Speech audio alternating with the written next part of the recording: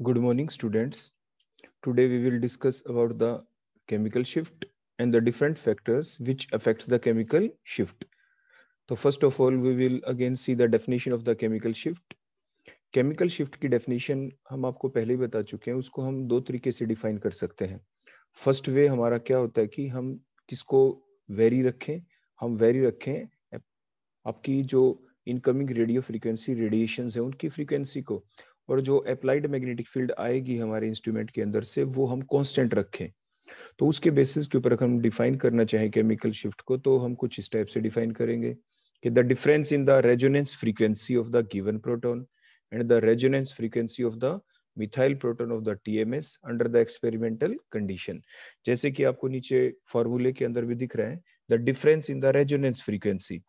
एक तो हमारे जो टीएमएस है उसकी रेजोनेंस फ्रीक्वेंसी है, देखो ये, और ये हमारे न्यू एस क्या है, न्यू का मतलब फ्रीक्वेंसी, एस का मतलब sample, nu S is the frequency of the sample. इन दोनों के बीच फ्रीक्वेंसी का डिफरेंस, और डिवाइड में हमने किससे किया है, ऑपरेटिंग फ्रीक्वेंसी के, हमारा जो इंस्ट्रूमेंट है वो कितने मेगाहर्ट्ज का है, 60 मेगाहर्ट्ज का है, 300 मेगाहर्ट्ज का है, और मल्टीप्लाई हमने 10 की पावर 6 से क्यों किया, क्योंकि जो ऑपरेटिंग फ्रीक्वेंसी है वो हमारी मेगाहर्ट्ज के अंदर है, ताकि हमारी वैल्यू बहुत छोटी ना आए. इसीलिए हमने मेगा को जब कन्वर्ट करते हैं हर्ट्ज के अंदर ही, तो 10 की पावर 6 आएगा, तो 10 की पावर 6 से 10 की पावर 6 कैंसिल हो जाएगा, और हमारी जो यूनिट बनेगी यहाँ पे जो डेल्टा की, वो पीपीएम में हम स्टडी करते हैं. तो फर्स्ट डेफिनेशन हमारी क्या बनी, the difference in the resonance frequency of the given proton and the resonance frequency of the methyl proton of the TMS under the experimental condition is called the chemical shift.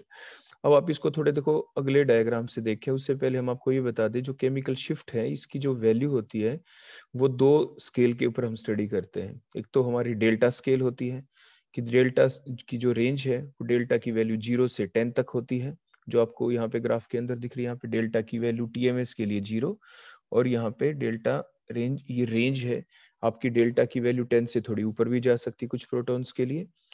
Next आती है tau की form के अंदर कि tau की value 10 to 0, मतलब जहाँ पे डेल्टा की वैल्यू आपकी 0 होगी वहां पे हमारे जो टाउ है उसकी वैल्यू क्या होगी, वहां पे 10 होगी, एंड वाइस वर्सा. और जहाँ पे डेल्टा की वैल्यू आपकी 10 है वहां पे टाउ की वैल्यू क्या हो जाएगी, आपकी 0 हो जाएगी. अब हम देखो इसको एक्सप्लेन करते हैं इसी चीज को कि जो हमने ये रेजोनेंस फ्रीक्वेंसी क्यों लिखा.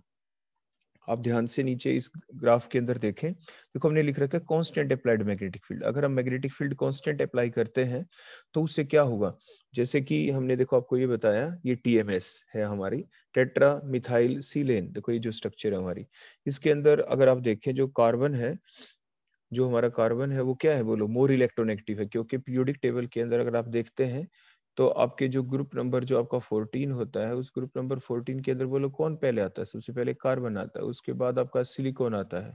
तो डाउन द ग्रुप जो साइज बढ़ जाता है, इलेक्ट्रोनेगेटिविटी कम हो जाती है, means carbon is more electronegative than silicon. इसलिए कार्बन क्या करेगा, अपने बॉन्ड पेयर के जो ये इलेक्ट्रॉन्स हैं इनको अपनी तरफ अट्रैक्ट कर लेगा, देखो अपनी तरफ आ जाएंगे इलेक्ट्रॉन. तो जिसकी वजह से जो आपके ये जो CH3 वाले जो प्रोटॉन है, they get shielded proton, they are shielded proton.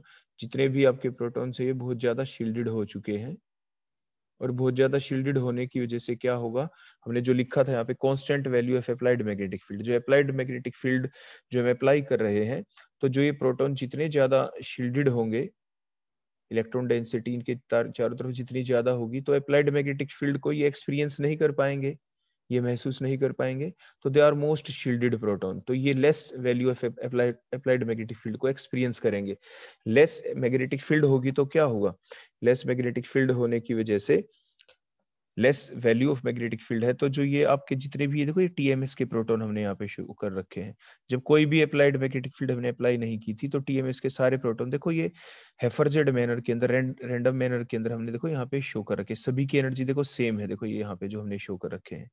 उसके बाद जब हमने अप्लाइड मैग्नेटिक फील्ड अप्लाई की, तो टीएमएस वाले जो प्रोटॉन्स है उन्होंने कितना एक्सपीरियंस किया मैग्नेटिक फील्ड को, बहुत ही कम, because they are the most shielded proton. क्योंकि CH3 वाले प्रोटॉन के चारों तरफ इलेक्ट्रॉन डेंसिटी बहुत ज्यादा थी, इसलिए मोस्ट शील्डेड प्रोटॉन है. मोस्ट शील्डेड, तो इन्होंने less value of applied magnetic field को एक्सपीरियंस किया. तो ये जो एनर्जी गैप बन गया यहाँ पे, जो पहले सेम एनर्जी स्टेट के ऊपर थे सारे प्रोटॉन्स, जो एनर्जी का गैप है देखो ध्यान से देखो, टीएमएस के केस में हमने यहाँ पे कम दिखा रखा है, देखो. तो ये कम गैप क्यों है, एनर्जी जो स्टेट है, दो स्टेट में तो स्प्लिट हो ही गई, जैसे हम आपको पहले सिखा चुके हैं, लेकिन जो दो स्टेट में स्प्लिट हुई तो एनर्जी का गैप कम क्यों है? Because the TMS proton experience the less value of applied magnetic field because they are most shielded proton, और लेस वैल्यू ऑफ आपकी जो क्या नाम है ये अप्लाइड मैग्नेटिक फील्ड को एक्सपीरियंस करेंगे तो एनर्जी गैप दो स्टेट के बीच कम होगा। और देखो एनर्जी का फार्मूला होता है E=H², तो डेल्टा E मींस एनर्जी का गैप, एनर्जी गैप कम है तो H², तो फ्रीक्वेंसी भी कम होगी, फ्रीक्वेंसी भी बोलो क्या होगी? कम। मींस लो वैल्यू ऑफ, देखो हमने यहाँ पे लिखा है लो फ्रीक्वेंसी के ऊपर ये प्रोटॉन क्या करेगा? रेजोनेट। मींस बाहर से जो हम रेडियो फ्रीक्वेंसी रेडिएशंस डालेंगे वो हमें लो फ्रीक्वेंसी की डालनी होगी, और फिर ये प्रोटॉन क्या कर जाएगा? बोलो रेजोनेट कर जाएगा।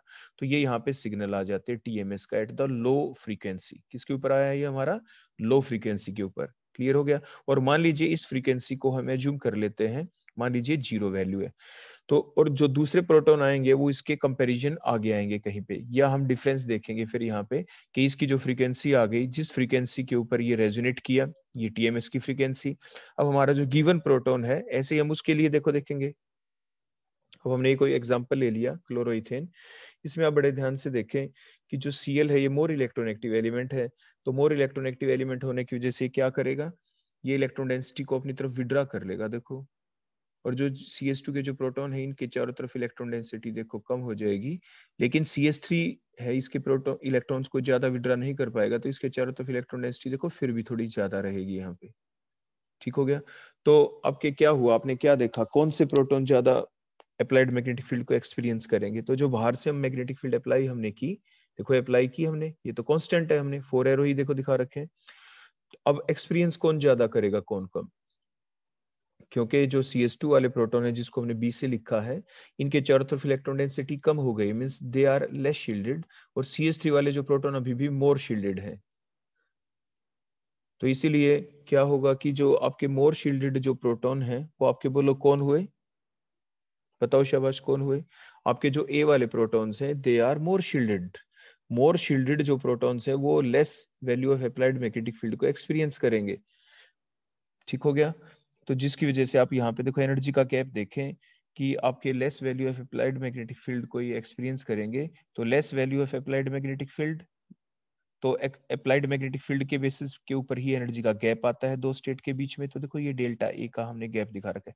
टीएमएस से तो देखो ज्यादा ही होगा एनर्जी गैप, क्योंकि टीएमएस के प्रोटॉन तो मोस्ट शील्डेड होते हैं, CH3 के प्रोटॉन उससे कम शील्डेड है, तो कम शील्डेड है, तो जिसकी वजह से वो थोड़ी ज्यादा अप्लाइड मैग्नेटिक फील्ड को एक्सपीरियंस कर रहे हैं, तो ये एनर्जी का गैप थोड़ा ज्यादा हो गया। और अब ए के प्रोटॉन को रेजोनेट करने के लिए हमें एनर्जी गैप ज्यादा तो फ्रीक्वेंसी ज्यादा लगानी पड़ेगी। तो देखो ये हमारा सिग्नल आ गया ए का टीएमएस के लेफ्ट साइड में, मींस मोर फ्रीक्वेंसी की तरफ। उसके बाद हम देखते हैं बी का प्रोटॉन। बी का प्रोटॉन क्या है बोलो? इसमें तो और भी कम इलेक्ट्रॉन डेंसिटी है, कम इलेक्ट्रॉन डेंसिटी तो कम शील्डेड है, CH2 वाले प्रोटॉन कम शील्डेड है, तो they will experience more applied magnetic field, और भी ज्यादा अप्लाइड मैग्नेटिक फील्ड, तो मैग्नेटिक फील्ड ज्यादा तो एनर्जी गैप भी ज्यादा। देखो ये एनर्जी गैप क्या हो जाएगा बोलो? और भी देखो ज्यादा, देखो हमने डेल्टा भी यहाँ पे दिखा रखा है, दो स्टेट के बीच में एनर्जी का गैप देखो और भी ज्यादा हो गया। अब बी के प्रोटॉन को रेजोनेट करने के लिए हमें और ज्यादा फ्रीक्वेंसी अप्लाई करनी पड़ेगी बाहर से। तो जैसे जैसे हम रेडियो फ्रीक्वेंसी रेडिएशंस, जो बाहर से इनकमिंग रेडियो फ्रीक्वेंसी रेडिएशन है उनकी वैल्यू को हम चेंज कर रहे हैं, हमें अलग अलग सिग्नल मिलते जा रहे हैं। तो सबसे पहले बोलो कौन सा सिग्नल आया यहाँ पे? लो फ्रीक्वेंसी के ऊपर टीएमएस का सिग्नल। उसके बाद फिर किसका सिग्नल आया? जिसने थोड़ी ज्यादा आपकी अप्लाइड मैग्नेटिक फील्ड को एक्सपीरियंस किया, वो ए का प्रोटॉन था। उसके बाद जो सबसे कम शील्डेड थे वो कौन थे? CH2 वाले प्रोटॉन, इसलिए वो और भी ज्यादा अप्लाइड मैग्नेटिक फील्ड को एक्सपीरियंस करेंगे। और ज्यादा अप्लाइड मैग्नेटिक फील्ड तो एनर्जी गैप और ज्यादा हो जाएगा। अब इनको रेजोनेट करने के लिए बाहर से रेडियो फ्रीक्वेंसी रेडिएशन आएगी, वो और ज्यादा हमें डालनी पड़ेगी। तो इट मीन्स आपने ध्यान से देखा कि जो रेडियो फ्रीक्वेंसी रेडिएशन जब हम बाहर से डाल रहे हैं, जब हम कांस्टेंट अप्लाइड मैग्नेटिक फील्ड को अप्लाई करते हैं, तो वो आपकी वेरी करती जा रही है यहाँ पे। तो इसलिए ये हमारी डेफिनेशन बनी थी कि the difference in the resonance frequency, the difference in the resonance frequency of the given proton. अब देखो ए के प्रोटॉन और देखो टीएमएस के प्रोटॉन के बीच फ्रीक्वेंसी का देखो ये डिफरेंस आ गया। यहाँ पे बी के प्रोटॉन और देखो टीएमएस के प्रोटॉन के बीच ये फ्रीक्वेंसी का डिफरेंस आ गया ना, कि अलग अलग फ्रीक्वेंसी के ऊपर ये रेजोनेट कर रहे थे। तो ये जो डिफरेंस है यही हम देखो हमारे यहाँ फार्मूले में लिख रहे हैं, केमिकल शिफ्ट का जो हमारा फार्मूला है इसके अंदर के new S minus new TMS hertz में और divided by operating frequency of the megahertz in megahertz और मल्टीप्लाई 10⁶ से करते हैं, ताकि मेगाहर्ट्ज को हर्ट्ज में जब कन्वर्ट करें तो 10⁶ से 10⁶ कैंसिल हो जाएगा और हमारे PPM इसकी यूनिट बन जाती है। तो ये आपने देखी डेफिनेशन केमिकल शिफ्ट की। तो केमिकल शिफ्ट की मेन डेफिनेशन आप हमेशा यही पढ़ते आते हैं कि the difference in the resonance frequency of the given proton and the resonance frequency of the methyl proton of TMS under the experimental condition is called the chemical shift. अब हम इसी चीज को, इसी डेफिनेशन को हम दूसरे तरीके से देखेंगे। यहाँ पे तो हमने क्या कर रखा था कि जो अप्लाइड मैग्नेटिक फील्ड थी कांस्टेंट थी और वेरी हम किसको कर रहे थे, इनकमिंग रेडियो फ्रीक्वेंसी रेडिएशंस को। अगर इसके रिवर्स अगर हम क्या देखें, अब इस डायग्राम में आप देखिए, देखो हमने क्या चेंज किया, ध्यान से देखना। जो पिछला डायग्राम था हमने देखो क्या लिख रखा है यहाँ पे, constant value of applied magnetic field, देखो यहाँ पे हमारे ग्राफ के अंदर। अब नेक्स्ट में देखें हमने क्या लिखा, varying value of applied magnetic field, और डेल्टा ई को हम क्या रख देंगे, बोले इनकमिंग रेडियो फ्रीक्वेंसी रेडिएशंस को हम क्या करेंगे, वो हम फिक्स करेंगे। मीन्स हम ये मान के चलते हैं कि हमारे पास जो एनर्जी आ रही है पीछे से रेडियो फ्रीक्वेंसी रेडिएशंस की, वो हमारे पास बिल्कुल फिक्स है, और वो फिक्स है तो हमें उसी एनर्जी का जो गैप है वही हमें प्रोड्यूस करना है by applying the applied magnetic field. तो उसी बेसिस के ऊपर हमारी अगली डेफिनेशन देखो आ जाती है यहाँ पे केमिकल शिफ्ट की। तो हम यहाँ पे क्या करेंगे, chemical shift is equal to, हम यहाँ पे डिफरेंस पहले देख रहे थे, बोलो किसके बीच का, हम देखो डिफरेंस देख रहे थे, रेजोनेंस फ्रीक्वेंसी के बीच का डिफरेंस। अब हम क्या देखेंगे यहाँ पे, अब हम देखेंगे जो अप्लाइड मैग्नेटिक फील्ड वेरी कर रहे हैं उनके बीच का डिफरेंस, कि कितनी मैग्नेटिक फील्ड अप्लाई करें कि आपका TMS का सिग्नल आ जाए, कितनी मैग्नेटिक फील्ड अप्लाई करें कि हमारे सैंपल का प्रोटॉन जो है उसका सिग्नल आ जाए, और divided by the operating magnetic field, और मल्टीप्लाई उसी टाइप से हम कर देंगे 10⁶, या हम नीचे यहाँ पे operating magnetic field operating frequency भी आप लिख सकते हैं, तो भी ये कैंसिल हो जाएगा, उससे कोई फर्क नहीं होगा। लेकिन यूनिट हमें क्योंकि सेम रखनी है, ऊपर भी मैग्नेटिक फील्ड तो नीचे भी मैग्नेटिक फील्ड आपकी आ जाएगी, जैसे पीछे हमने फ्रीक्वेंसी ली थी। तो डिफरेंस क्या है दोनों डेफिनेशन में, मेन वही रहेगी आपकी डेफिनेशन जो अक्सर आप लिखते हैं कि the difference in the resonance magnetic field of the given proton and the resonance magnetic field of the methyl proton of the TMS under the experimental condition is called the chemical shift। दोनों की definition में सिर्फ यही फर्क है, difference इतना रहा कि एक बार हम केमिकल शिफ्ट को डिफाइन कर रहे हैं by keeping the incoming radio frequency radiations आपकी वेरिएबल, और now we are keeping the applied magnetic field variable. तो दोनों तरीके से हम केमिकल शिफ्ट को डिफाइन कर सकते हैं। नेक्स्ट हम देखेंगे कि केमिकल शिफ्ट को हम कैलकुलेट कैसे करते हैं। देखो जब हम कैलकुलेट करते हैं इसको, तो हम आपको ये बताना चाहेंगे कि जो हमारा इंस्ट्रूमेंट है वो हम अलग अलग ऑपरेटिंग फ्रीक्वेंसी का ले सकते हैं। वो 60 मेगाहर्ट्ज का भी हो सकता है, 300 मेगाहर्ट्ज का भी हो सकता है। तो क्या हम अलग अलग इंस्ट्रूमेंट लें तो क्या हमारी जो केमिकल शिफ्ट है उसकी वैल्यू के अंदर कोई चेंज आएगा? नहीं, उसकी वैल्यू के अंदर कोई भी चेंज नहीं आएगा। वो अभी हम कैलकुलेट करके आपको दिखाते हैं। फॉर एग्जाम्पल हमने यहाँ पे एग्जाम्पल ले लिया हमारे बेंजीन का। तो बेंजीन के अंदर देखो 6 प्रोटॉन है, हमने ये आपको दिख रहे हैं H के ऊपर जो हमने A लिख रखा है, 6 टाइप ऑफ प्रोटॉन्स हैं। अब हम इनकी केमिकल शिफ्ट की वैल्यू निकालना चाहते हैं अलग अलग ऑपरेटिंग फ्रीक्वेंसी के बेसिस के ऊपर, अलग अलग इंस्ट्रूमेंट को यूज करते हुए। कोई 60 मेगाहर्ट्ज का है, कोई 300 मेगाहर्ट्ज का है। मान लीजिए हमने सबसे पहले इंस्ट्रूमेंट ले लिया 300 मेगाहर्ट्ज का। 300 मेगाहर्ट्ज का जब हमने इंस्ट्रूमेंट लिया तो ऑपरेटिंग फ्रीक्वेंसी की वैल्यू तो क्या हो जाएगी, बोलो यहाँ पे 300 मेगाहर्ट्ज जो हम यहाँ पे पुट करेंगे। अब उसके बाद नेक्स्ट आ जाता है कि जब हमने 300 मेगाहर्ट्ज का इंस्ट्रूमेंट यूज किया तो उस वक्त जो TMS का जो सिग्नल आया वो किस फ्रीक्वेंसी के ऊपर आया, रेजोनेंस फ्रीक्वेंसी के ऊपर। कब रेजोनेट हुआ प्रोटॉन, कितनी फ्रीक्वेंसी के ऊपर। और हमारा जो सैंपल है उसका जो सिग्नल आया वो हमारी किस वैल्यू के ऊपर, किस रेजोनेंस फ्रीक्वेंसी के ऊपर, किस फ्रीक्वेंसी के ऊपर वो रेजोनेट किया। तो वो डिफरेंस हम यहाँ ऊपर लिख देंगे इस फार्मूले के अंदर।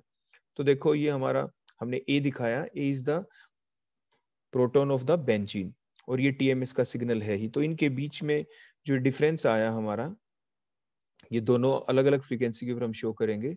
मान लीजिए हमने यूज कर ली कौन सी, 300 मेगाहर्ट्ज। तो 300 मेगाहर्ट्ज जब हम यूज करते हैं ऑपरेटिंग फ्रीक्वेंसी, तो उस वक्त जो डिफरेंस आता है सैंपल के प्रोटॉन और TMS के प्रोटॉन के बीच, जो रेजोनेंस फ्रीक्वेंसी का डिफरेंस आता है वो आता है 2181। ये एक्सपेरिमेंटली डिटरमाइंड वैल्यू है।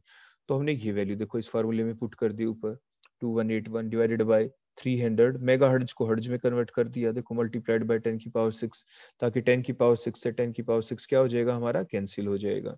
तो 10 की पावर 6 से 10 की पावर 6 देखो, जब अगर हम ये कैंसिल कर दें अब यहाँ पे, तो उसके बाद जो आंसर आता है वो आता है 7.27 ppm। मतलब बेंजीन का जो प्रोटॉन है उसका जो सिग्नल आया, देखो यहाँ पे ये जो वैल्यू है, यहाँ पे बोलो ये कितनी वैल्यू के ऊपर ये हमारा सिग्नल आया, 7.27 के ऊपर। क्लियर हो गया।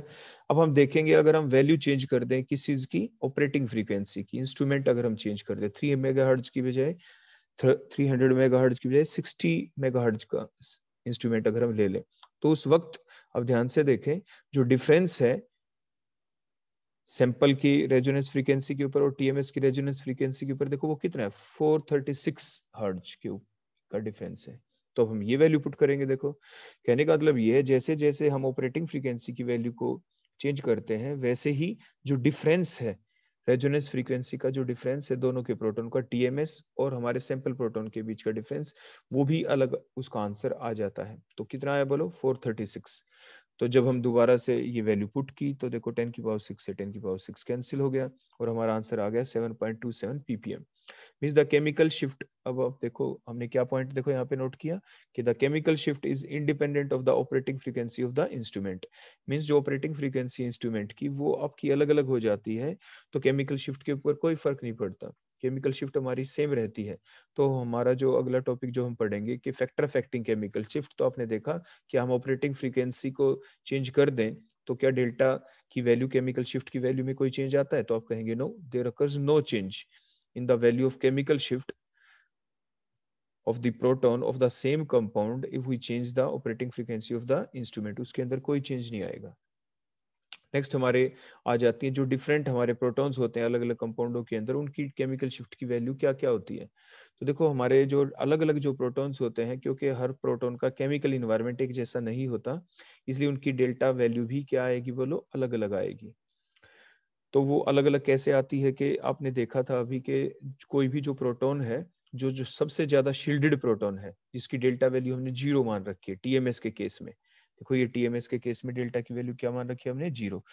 तो उसके बाद अगर हम मोर इलेक्ट्रोनेगेटिव एलिमेंट अटैच कर देंगे तो क्या होगा, जो इलेक्ट्रोनेगेटिव जो एलिमेंट है वो क्या करते हैं, जो प्रोटॉन है उनके चारों तरफ की इलेक्ट्रॉन डेंसिटी को कम कर देते हैं, वो प्रोटॉन थोड़ी डी शील्डिंग हो जाएंगे।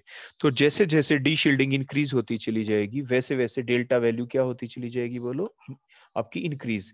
मोस्ट शील्डेड प्रोटॉन टीएमएस के होते हैं, हाईली शील्डेड होते हैं, मोस्ट शील्डेड प्रोटॉन की डेल्टा वैल्यू 0 होती है। जैसे जैसे शील्डिंग कम होगी, आपके जो ग्रुप लगे हुए हैं उनकी वजह से, जो इलेक्ट्रोनेगेटिव ग्रुप लगे हैं उनकी वजह से, माइनस आई इफेक्ट की वजह से, तो उसकी वजह से क्या होगा, आपके डेल्टा वैल्यू क्या होती चली जाएगी बोलो, देखो आपकी इंक्रीज, देखो ये इंक्रीज होती जा रही है। ए प्रोटॉन की डेल्टा वैल्यू देखो ज्यादा है, बी की और ज्यादा है, इट मींस बी के प्रोटॉन के चारों तरफ इलेक्ट्रॉन डेंसिटी और भी कम है, एंड सो ऑन। तो जो ये टेबल आप देखेंगे, इनकी जो वैल्यू है ये हमें याद रखनी पड़ती है। सिर्फ हम ये बता सकते हैं यहाँ पे कि ऐसा क्यों हुआ। आप जानते हैं पहली और सेकंड वैल्यू में देखें तो जो कार्बन है, देखो यहाँ पे तो कार्बन है, तो कार्बन तो लेस इलेक्ट्रोनेगेटिव होता है, अगले केस में RnH2 तो नाइट्रोजन तो मोर इलेक्ट्रोनेगेटिव होता है। तो जो मोर इलेक्ट्रोनेगेटिव एलिमेंट होता है वो क्या करता है, मोर इलेक्ट्रोनेगेटिव एलिमेंट प्रोटॉन के चारों तरफ की इलेक्ट्रॉन डेंसिटी को अपनी तरफ अट्रैक्ट कर लेगा, तो जो प्रोटॉन है वो डी शील्डिंग हो जाएंगी उनकी, और जो डी शील्डेड हो गए प्रोटॉन तो उनकी डेल्टा वैल्यू क्या हो जाएगी, ज्यादा हो जाएगी। देखो हमने ज्यादा होती दिखा दी। तो ये चीज तो हम यहाँ पे एक्सप्लेन कर देंगे इलेक्ट्रोनेगेटिविटी के बेसिस के ऊपर, इलेक्ट्रॉन विड्राइंग नेचर के बेसिस के ऊपर, कि जो इलेक्ट्रॉन विड्राइंग ग्रुप होते हैं वो इलेक्ट्रॉन डेंसिटी को क्या करते हैं, कम करते हैं, प्रोटॉन को डीशील्डेड कर देते हैं, और जिसकी वजह से डेल्टा वैल्यू क्या हो जाती है, इंक्रीज। लेकिन कितनी हुई वो आपकी डेल्टा वैल्यू इंक्रीज, वो वैल्यू हमें इस टेबल के अंदर से क्रैम करनी होती है, वो वैल्यू हमें ध्यान रखनी पड़ेगी। हम एक्सप्लेन जरूर कर सकते हैं। अब देखो नाइट्रोजन से भी ज्यादा इलेक्ट्रोनेगेटिव कौन होता है, ऑक्सीजन, इसलिए देखो इसकी रेंज थोड़ी बढ़ गई, 5 से 5.5 तक आ गई है इसकी रेंज यहाँ पे। तो इस टाइप से आप इन चीजों को याद करते हैं, एक्सप्लेनेशन आप दे सकते हैं। तो इस टाइप से आप इन वैल्यूज को देखेंगे। नेक्स्ट में आप देखें यहाँ पे हमने एलिमेंट जो लगा रखे हैं वो, जैसे ये एल्काइन को आप देखें, यहाँ पे जो कार्बन है एल्काइन के अंदर ये sp हाइब्रिडाइज्ड हो चुका है। एल्काइन का जो कार्बन है बोलो ये कैसा है, ये sp हाइब्रिडाइज्ड, क्योंकि ट्रिपल बॉन्ड में एक सिग्मा बॉन्ड होता है और 2 पाई होते हैं, ठीक हो गया ना। तो फार्मूला क्या होता है हाइब्रिडाइजेशन निकालने का, sigma bond plus lone pair. तो सिग्मा बॉन्ड कितने होते हैं बोले, इस बॉन्ड में देखिए दो है, देखो एक तो सी और एच के बीच में है यहाँ पे एक सिग्मा बॉन्ड और एक यहाँ पे सिग्मा है, तो दो का मतलब sp, तो sp हाइब्रिडाइज्ड है। तो sp हाइब्रिडाइज्ड का मतलब 50% s करेक्टर है इसके अंदर। तो more the S character more the electronegative, लेकिन ये इलेक्ट्रोनेगेटिव तो है, लेकिन ये कितना इलेक्ट्रोनेगेटिव है, ऑक्सीजन और ऑक्सीजन से तो कम ही होगा। तो कम इलेक्ट्रोनेगेटिव है तो ये इलेक्ट्रॉन डेंसिटी को कम अपनी तरफ खींच पाएगा, डी शील्डिंग तो करेगा लेकिन ऑक्सीजन से कम। इसलिए आप देखें ROH आपके जो एल्कोहल थे उनके केस में रेंज 5.5 तक थी, तो यहाँ पे रेंज कितनी हो गई बोलो, सिर्फ 3.0 तक। तो इस टाइप की एक्सप्लेनेशन तो हम दे सकते हैं कि जो आपके एल्कोहल है उसके अंदर जो प्रोटॉन था उसकी रेंज 5.5 तक कैसे चली जाती है, एल्काइन में ऐसा क्यों नहीं होता। तो हम एक्सप्लेनेशन इसी बेसिस के ऊपर देते हैं कि oxygen is more electronegative than that sp hybridised carbon atom, इस sp हाइब्रिडाइज्ड कार्बन एटम से तो ज्यादा इलेक्ट्रोनेगेटिव है। तो इस बेसिस के ऊपर अगर हमारे पेपर में ये क्वेश्चन आता है, एग्जाम में क्वेश्चन आता है कि explain why the range of delta value of the आपके एल्कोहलिक प्रोटॉन की 5.5 पे है, और जो आपके एल्काइलिनिक जो एल्काइन है इसका जो प्रोटॉन है इसकी वैल्यू 3.0 है, ऐसा क्यों, तो उसको हम एक्सप्लेन कर देंगे। सिमिलरली आपकी ये नेक्स्ट वैल्यूज हैं, ये आपको ध्यान ही रखनी है, एक्सप्लेनेशन आप जरूर दे पाएंगे। इसमें से पूरी टेबल के अंदर जो आपकी मेन जो वैल्यूज है जो आपको ध्यान रखनी है वो कौन कौन सी हैं जो आपको याद रखनी है। एक तो पॉइंट नंबर 1 वाली देखो आप जरूर याद करेंगे, फिर उसके बाद पॉइंट नंबर 3, पॉइंट नंबर 4 के अंदर ये एल्काइन जैसे मैंने अभी आपको बताया। उसके बाद आप याद रखेंगे आपके बेंजीन वाली, देखो बेंजीन जो है एनाइसोट्रोपिक इफेक्ट हम आपको पहले पढ़ा चुके हैं कि इसकी वैल्यू क्यों इतनी इंक्रीज हो जाती है। तो रेंज है ये इसकी 7 to 8, 8 से थोड़ी ज्यादा भी हो सकती है वैल्यू, 7 से थोड़ी कम भी हो सकती है, डिपेंडिंग कि बेंजीन जो रिंग है उसके ऊपर ग्रुप कैसा लगा हुआ है, -I लगा हुआ है, -R लगा हुआ है, +I लगा हुआ है, +R वाला, वही अभी हम स्टडी करेंगे। उसके बाद आपके एल्डिहाइडिक जो प्रोटॉन्स हैं उनकी 9.5 to 10 तक इनकी रेंज होती है। तो ये वैल्यूज आप ध्यान रख लेंगे, ये आप थोड़ी याद भी रख लेना इन वैल्यूज को। तो these are the different chemical shift values for various type of protons, various type of hydrogens। और ये कैलकुलेट कैसे करते हैं, अभी हमने आपको कैलकुलेट करके पीछे बेंजीन का एग्जांपल लेके हमने आपको बेंजीन के प्रोटोनों की केमिकल शिफ्ट की वैल्यू कैलकुलेट करनी भी बताई थी कि ये आंसर आता कैसे है। हम ये डिफरेंट वैल्यूज फीड करते हैं इस फार्मूले के अंदर कि frequency of the sample minus frequency of the TMS, जो ये डिफरेंस है रेजोनेंस फ्रीक्वेंसी का, उसको डिवाइड करते हैं। हमारा जो इंस्ट्रूमेंट है वो कितने मेगाहर्ट्ज का है ऑपरेटिंग फ्रीक्वेंसी से, और मेगाहर्ट्ज को हर्ट्ज में कन्वर्ट करके और फिर मल्टीप्लाई 10⁶ से करते हैं ताकि वैल्यू हमारी मेजरेबल आ जाए। तो 10⁶ से 10⁶ कैंसिल हो जाता है तो हमारी मेजरेबल वैल्यू आती है और ppm इसकी यूनिट बन जाती है। अब हम देखेंगे हमारी केमिकल शिफ्ट को अफेक्ट कौन करता है। एक पॉइंट तो हम पहले ही देख चुके हैं कि कौन अफेक्ट नहीं करता। ऑपरेटिंग फ्रीक्वेंसी को अगर हम चेंज कर दें, इंस्ट्रूमेंट अलग अलग ले लें, 60 मेगाहर्ट्ज 300 मेगाहर्ट्ज, उससे केमिकल शिफ्ट की वैल्यू पे कोई फर्क नहीं पड़ता है। तो अब वो कौन से फैक्टर हैं जो केमिकल शिफ्ट की वैल्यू को अफेक्ट करते हैं, वो अभी हमने देखा भी जब हमने ये टेबल देखी थी केमिकल शिफ्ट की फॉर डिफरेंट प्रोटॉन्स। तो हमने क्या देखा था कि जैसे जैसे जो हमारे इलेक्ट्रोनेगेटिव ग्रुप हम लगा रहे थे, इलेक्ट्रॉन विड्राइंग ग्रुप लगा रहे थे, तो इलेक्ट्रॉन विड्राइंग ग्रुप क्या कर रहे थे, प्रोटॉन के चारों तरफ की इलेक्ट्रॉन डेंसिटी को क्या कर रहे थे, डिक्रीज। और इलेक्ट्रॉन डेंसिटी डिक्रीज होने की वजह से क्या हो रहा था, प्रोटॉन डीशील्डेड हो रहा था, इसलिए जो उनकी डेल्टा वैल्यू क्या हो रही थी, आपकी इंक्रीज हो रही थी। अब हम देखेंगे वो कौन कौन से फैक्टर हैं। तो पहला फैक्टर बोलो हमारा क्या हुआ, इंडक्टिव फैक्टर, इंडक्टिव इफेक्ट देखेंगे हम। तो जो -I और -R इफेक्ट वाले जो ग्रुप होते हैं वो क्या करते हैं, जो प्रोटॉन होता है उसके चारों तरफ इलेक्ट्रॉन डेंसिटी को क्या कर देंगे, अपने इलेक्ट्रॉन विड्राइंग नेचर की वजह से इलेक्ट्रॉन डेंसिटी को डिक्रीज कर देंगे। और इलेक्ट्रॉन डेंसिटी अगर हम डिक्रीज कर देंगे तो प्रोटॉन क्या हो जाएंगे, वो डीशील्डेड कहलाएंगे। और डीशील्डेड प्रोटॉन्स होंगे तो उनका सिग्नल कहाँ से आएगा, TMS के लेफ्ट साइड में आता है सिग्नल। तो डेल्टा वैल्यू उनकी इंक्रीज होती चली जाती है, क्योंकि मोस्ट शील्डेड प्रोटॉन्स तो बोलो किसके होते हैं, TMS प्रोटॉन होते हैं, मोस्ट शील्डेड प्रोटॉन, हम पहले ही आपको बता चुके हैं। तो जैसे जैसे डीशील्डिंग होती चली जाएगी डेल्टा वैल्यू क्या होती चली जाएगी, इंक्रीज। तो नेक्स्ट जो हम एग्जांपल देख रहे हैं यहाँ पे, इसमें पहले एग्जांपल में देखो CH3 का प्रोटॉन देख रहे हैं, उसका नेबरिंग एटम कौन है, कार्बन है। तो कार्बन जो है वो लेस इलेक्ट्रोनेगेटिव है, जिसकी वजह से CH3 वाले प्रोटॉन के चारों तरफ इलेक्ट्रॉन डेंसिटी ज्यादा होगी। अगर हम कार्बन की जगह नाइट्रोजन लगा दें तो क्या होगा, तो CH3 वाले जो प्रोटॉन है जिसको अब हम B कह रहे हैं, अब इलेक्ट्रॉन डेंसिटी क्या हो गई है, इसके चारों तरफ जो CH3 वाले जो प्रोटॉन थे यहाँ पे, इसके चारों तरफ इलेक्ट्रॉन डेंसिटी बहुत ज्यादा थी। देखो बहुत ज्यादा इलेक्ट्रॉन डेंसिटी थी। अब इलेक्ट्रॉन डेंसिटी बोलो क्या हो गई, अब इलेक्ट्रॉन डेंसिटी देखो थोड़ी कम हो गई है यहाँ पे। अगर हम नाइट्रोजन की बजाय ऑक्सीजन लगा दे तो इलेक्ट्रॉन डेंसिटी क्या हो जाएगी, इलेक्ट्रॉन डेंसिटी तो देखो और भी कम हो जाएगी। अगर हम फ्लोरीन लगा दे तो इलेक्ट्रॉन डेंसिटी देखो बिल्कुल ही कम हो जाएगी। देखो ऐसे। तो सबसे ज्यादा डीशील्डिंग किस में हुई है, सबसे ज्यादा डीशील्डिंग हुई है आपके जब फ्लोरीन लगा हुआ था। तो CH3 के प्रोटॉन सबसे ज्यादा डीशील्डेड कब है, जब वहां पे फ्लोरीन अटैच था कार्बन से। तो जितनी ज्यादा डीशील्डिंग होती है उतनी डेल्टा वैल्यू ज्यादा होती है। तो TMS के सबसे नजदीक किसका सिग्नल आएगा, TMS के सबसे नजदीक कौन सा सिग्नल आएगा बोलो, TMS के सबसे नजदीक जो सिग्नल आएगा वो आएगा ए वाला सिग्नल, क्योंकि मोस्ट शील्डेड प्रोटॉन है वो आपके।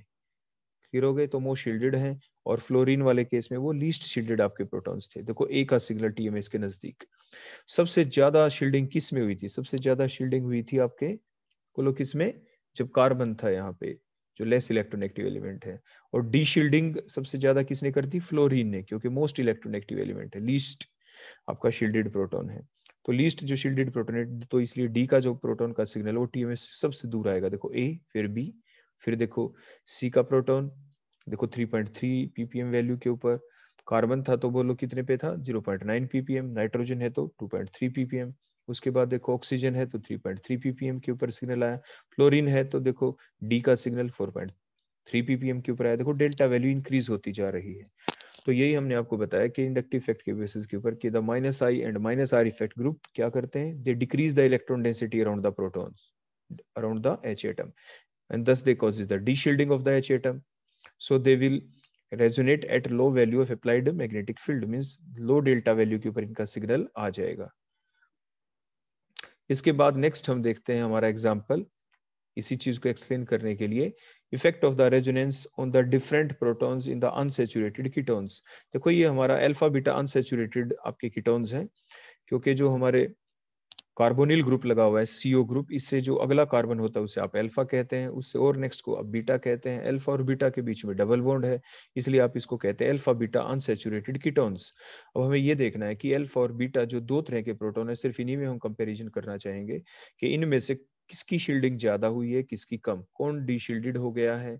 तो हम वो एक्सप्लेन करेंगे रेजोनेंस के बेसिस के ऊपर। आप पढ़ चुके हैं पहले ही कि यहाँ पे जो दो डबल बॉन्ड है, कार्बोनिल वाला डबल बॉन्ड और ये एल्कीन पार्ट वाला double bond, they are in conjugation. तो कंजुगेशन की वजह से क्या होगा, ऑक्सीजन मोर इलेक्ट्रोनेगेटिव, ऑक्सीजन ने देखो इलेक्ट्रॉन अपनी तरफ अट्रैक्ट किए, तो ये आपके पाई बॉन्ड इलेक्ट्रॉन आगे आ गए, आपके शिफ्ट हो गए यहाँ पे, रेजोनेंस प्रोसेस में इन्होंने पार्टिसिपेट किया। तो जिसकी वजह से क्या होगा, जो इलेक्ट्रॉन डेंसिटी है, देखो देखो कार्बन के ऊपर जो बीटा प्रोटॉन है उस वाले कार्बन के ऊपर पॉजिटिव चार्ज आ गया। तो means in alpha beta unsaturated ketone the electron density around the beta proton decreases, beta proton get deshielded due to the resonance. Resonance की वजह से जो बीटा प्रोटॉन्स है वो क्या हो चुके हैं, डीशील्डेड हो चुके हैं, उसके ऊपर पॉजिटिव चार्ज आ चुका है, इलेक्ट्रॉन डेंसिटी कम हो चुकी है as compare to the alpha protons. तो बीटा प्रोटॉन्स के ऊपर क्या हो गई, चारों तरफ इलेक्ट्रॉन डेंसिटी कम, ये डीशील्डेड हो गए। डीशील्डिंग होने की वजह से लो value of applied magnetic field के ऊपर ये क्या करेंगे बोलो, रेजोनेट कर जाएंगे। तो डीशील्डिंग होने की वजह से इनका सिग्नल TMS से काफी दूर आएगा, देखो 6.8 ppm के ऊपर। और आपके जो अल्फा प्रोटॉन का सिग्नल किस पे आएगा, 6.2 ppm के ऊपर आएगा। मोस्ट शील्डेड प्रोटॉन्स तो आपके कौन से होते हैं बोलो, TMS के ही होते हैं। TMS के कंपैरिजन में हम देख रहे हैं अल्फा और बीटा की पोजीशन। तो आपने देखा कि डेल्टा वैल्यू दोनों की अलग अलग क्यों है, क्योंकि जो आपके बीटा प्रोटॉन्स हैं वो आपके डीशील्डेड हो चुके हैं रेजोनेंस प्रोसेस के द्वारा, क्योंकि बीटा प्रोटॉन्स के ऊपर आपने देखा रेजोनेंस प्रोसेस के दौरान बीटा जो कार्बन था उसके ऊपर पॉजिटिव चार्ज आ गया था, इसीलिए वो आपका डीशील्डेड हो गया, इलेक्ट्रॉन डेंसिटी कम हो गई थी वहां पे। इसके बाद देखो नेक्स्ट हम एग्जांपल देखेंगे हमारे किन के अंदर, अल्फा बीटा अनसैचुरेटेड ईथर्स के अंदर, जिन्हें आप विनाइल ईथर्स भी कह सकते हैं। तो अब इसमें देखें, अब हमें बताएंगे एक अल्फा प्रोटॉन है, एक बीटा प्रोटॉन से। देखो हमने अल्फा बीटा लिखा, इनमें से अब ये बताएं कि कौन ज्यादा डीशील्डेड हो गया है या कौन ज्यादा शील्डेड हो गया है रेजोनेंस प्रोसेस के द्वारा। तो देखो जैसे रेजोनेंस की कंडीशन होती है क्या है कि आपके अल्टरनेट पोजीशन पे होने चाहिए। यहाँ पे देखो ऑक्सीजन जिस पे लोन पेयर है वो अल्टरनेटिवली प्रेजेंट है आपके डबल बॉन्ड से, इसलिए इसमें रेजोनेंस प्रोसेस चलेगी। तो ऑक्सीजन के ऊपर जो लोन पेयर है वो देखो आगे शिफ्ट हो जाएंगे, देखो तो यहाँ पे डबल बॉन्ड आ गया और वो फर्दर आगे शिफ्ट हो गए। तो बीटा प्रोटॉन्स के ऊपर बोलो क्या आ गया, अब बीटा जो कार्बन है उसके ऊपर कैसा चार्ज आ गया, negative charge, electron density increase हुई है अब की बार रेजोनेंस के द्वारा। तो जिसकी वजह से अब क्या हुआ यहाँ पे कि जो बीटा आपके प्रोटॉन्स है दे गेट शील्डेड, क्या हो गए बोलो, दे गेट शील्डेड। तो किसके चारों तरफ इलेक्ट्रॉन डेंसिटी ज्यादा है, अल्फा या बीटा? आपको साफ साफ दिख रहा है कि जो बीटा कार्बन है वहां पे नेगेटिव चार्ज है, इसका मतलब beta proton are more shielded. तो जो ज्यादा शील्डेड होते हैं उन प्रोटोनों का सिग्नल कहाँ पे आता है, उनका टीएमएस के नजदीक आता है, और इसीलिए टीएमएस के नजदीक अब की बार सिग्नल किसका आएगा, बीटा का, और अल्फा का उससे दूर होगा। तो जो ज्यादा शील्डेड प्रोटॉन्स होते हैं, जो ज्यादा शील्डेड होंगे उनको रेजोनेट करने के लिए ज्यादा अप्लाइड मैग्नेटिक फील्ड लगानी पड़ेगी। तो जो बीटा प्रोटॉन उनके चारों तरफ इलेक्ट्रॉन डेंसिटी ज्यादा हो गई है, they are more shielded proton. Alpha proton के चारों तरफ इलेक्ट्रॉन डेंसिटी कम है, they are deshielded protons. तो the electron density around the alpha proton decreases due to that resonance factor, जो हमारी रेजोनेंस की प्रोसेस यहाँ पे चली है, ठीक है ना। और यहाँ पे सिर्फ माइनस आई इफेक्ट के द्वारा ही जो अल्फा प्रोटॉन्स है उनके चारों तरफ इलेक्ट्रॉन डेंसिटी डिक्रीज हो जाएगी, क्योंकि रेजोनेंस का इफेक्ट तो किसके ऊपर जाके आपने देखा, रेजोनेंस का इफेक्ट जो पड़ा वो आपके हुआ बीटा प्रोटॉन्स के ऊपर, और अल्फा प्रोटॉन्स के ऊपर तो माइनस आई इफेक्ट चलेगा। माइनस आई इफेक्ट से ऑक्सीजन के जो माइनस आई इफेक्ट है, ऑक्सीजन देखो दोनों इफेक्ट दिखा रहा होता है यहाँ पे, ये आपका इंडक्टिव इफेक्ट तो इसका माइनस आई होता है, और माइनस जो आई इफेक्ट होता है वो डिस्टेंस के साथ डिक्रीज होता है। तो अपने माइनस आई इफेक्ट से तो ऑक्सीजन क्या कर रहा है, जो सबसे नजदीक वाला प्रोटॉन कौन है, अल्फा, अल्फा के चारों तरफ इलेक्ट्रॉन डेंसिटी को डिक्रीज कर रहा है, बीटा के चारों तरफ डिक्रीज कर रहा है, लेकिन रेजोनेंस इफेक्ट से उसने इंक्रीज की, तो किसके ऊपर इंक्रीज की, ज्यादा इंक्रीज बीटा के ऊपर की है। तो जो ऑक्सीजन है उसने अपने रेजोनेंस इफेक्ट के द्वारा इलेक्ट्रॉन डेंसिटी बीटा के ऊपर तो इंक्रीज ज्यादा कर दी, लेकिन डिक्रीज कहां से ज्यादा की माइनस आई इफेक्ट से, वो आपके अल्फा पोजीशन के ऊपर से।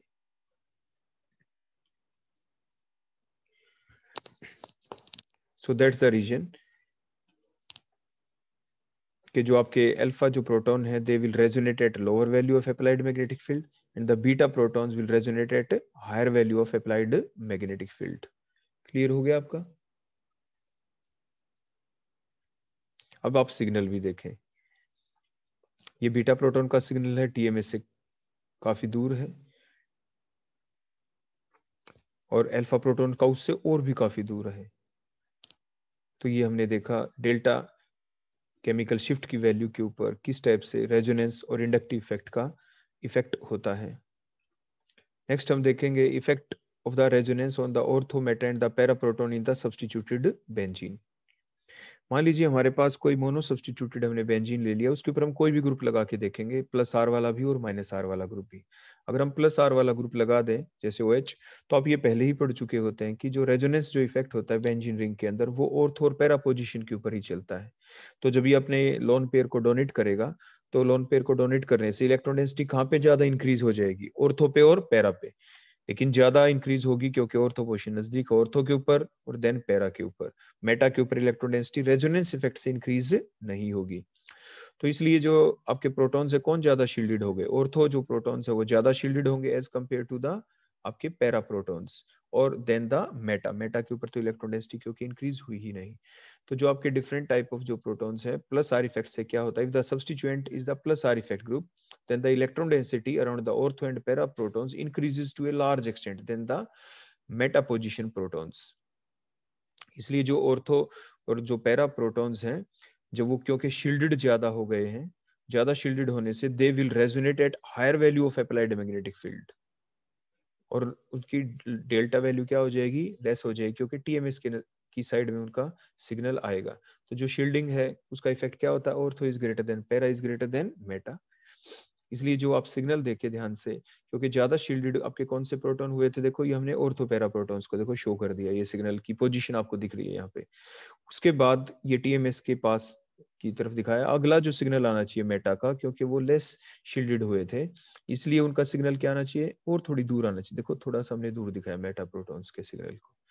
तो इस टाइप से आप देख पाए कि जो शील्डिंग इफेक्ट होता है प्रोटॉन्स का, ortho is greater than para is greater than Meta होता है। ये तो होगी हमारी थ्योरेटिकल एक्सप्लेनेशन। अब इसके बाद आता है एक्सपेरिमेंटल डाटा, जो हमने वास्तविकता में लैब में जाके हमने जो डाटा कलेक्शन किया। तो डाटा कलेक्शन किया तो देखो क्या मिला, अब आप ध्यान से देखें।